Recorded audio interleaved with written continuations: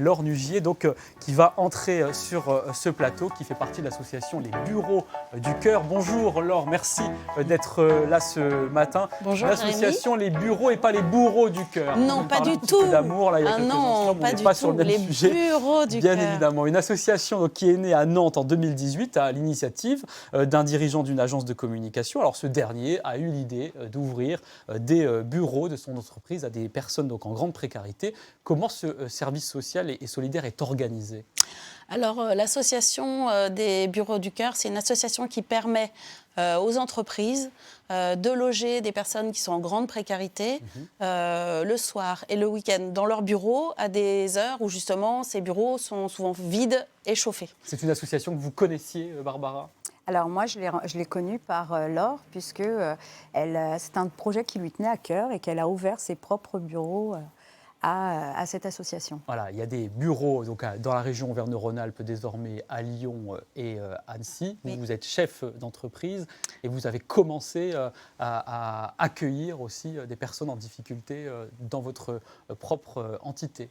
Oui, tout à fait. Alors, je ne suis pas chef d'entreprise. Moi, je suis salariée dans une agence d'architecture qui s'appelle Aya Architecte et dans laquelle, effectivement, moi, on a commencé à accueillir, dans le cadre des Bureaux du Cœur, des personnes. Et ensuite, je suis devenue bénévole, puisque j'ai trouvé cette association vraiment bien, très organisée, donc sécurisée aussi, ça c'est important.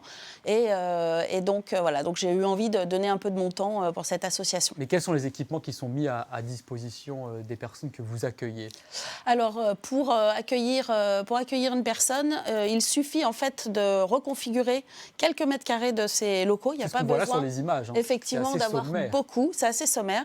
Il suffit pour le coin chambre d'avoir un lit pliable qui s'ouvre et puis qui peut se replier, se remettre dans un coin. Donc, ce qui fait que c'est une reconfiguration, mais vraiment, ça empiète pas sur les espaces. Ça peut être dans un bureau, dans une salle de réunion.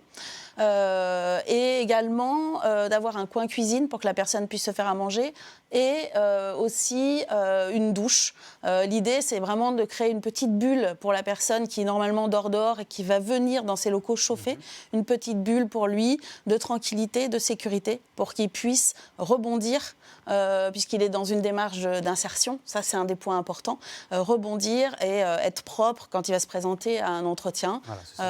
Et dormir, vraiment dormir, avoir un vrai sommeil plein, puisqu'il est seul dans ses locaux. Et puis, être seul, c'est aussi s'interroger et essayer d'aller de l'avant. Voilà. C'est là où on est créatif, évidemment, quand on est seul avec soi-même. Comment se déroule l'accueil au quotidien ? C'est-à-dire à partir de quelle heure, en général, les personnes sont accueillies et combien de temps elles peuvent rester jusqu'au lendemain matin ? Alors l'accueil, du coup, les horaires sont définis entre... Alors nous, on appelle l'entreprise l'hôte et la personne en grande précarité l'invité. Donc ces horaires sont définis entre les deux au moment où il y a un contrat va être passé. De manière à ce qu'il puisse y avoir souvent un recoupement entre les deux, de manière à ce qu'il puisse y avoir des échanges quand même qui se font. Moi, je sais qu'en tant qu'hôte, souvent le matin, je vais faire un petit toc-toc, voir comment la personne va, lui boire un petit café avec elle et puis discuter, voir s'il arrive à avancer dans ses démarches, si tout se passe bien. Enfin voilà. Donc on essaye de faire un recoupement.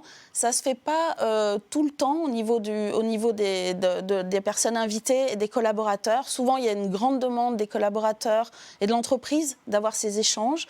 Du point de vue de l'invité, c'est souvent difficile parce que c'est quand même une question de pudeur pour eux et c'est quand même une situation difficile qui les met aussi mal à l'aise. Et parfois, ces échanges se font pas forcément. Donc il y a un peu tous les cas. Sont accueillis. Et alors, ça c'est une question qui est très importante en fait dans ce cadre-là, parce qu'en fait, les Bureaux du Cœur ont un système qui est très simple, mais également très sécurisé en fait. On sécurise par un contrat. Et on sécurise aussi par en gros le choix, c'est pas ça, mais c'est un peu ça, une sélection des invités et un suivi des invités. La sélection, elle se fait par les associations de réinsertion qui suivent l'invité, en fait, voilà. Et elles vont checker, en gros, que cet invité, en fait, il est dans cette démarche d'insertion vraiment dynamique. Il n'a pas de suivi médical spécialisé, spécifique, et il vit seul.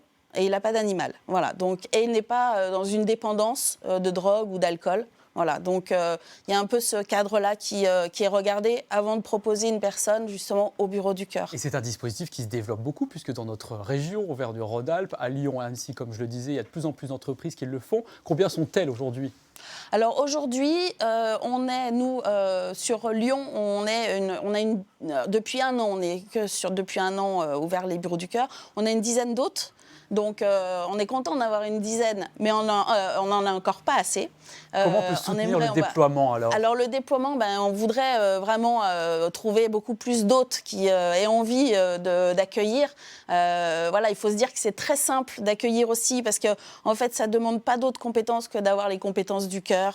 Voilà, ça demande très peu de reconfiguration de ces locaux et ça a aucun impact sur l'activité de l'entreprise. Ouais, on sent que vous avez beaucoup d'enthousiasme à partager cela, Barbara, n'est-ce pas ? On peut retrouver toutes les informations que vous venez de détailler sur votre site internet, lesbureauxducoeur.org. Merci vraiment à toutes les deux d'avoir été avec nous ce matin.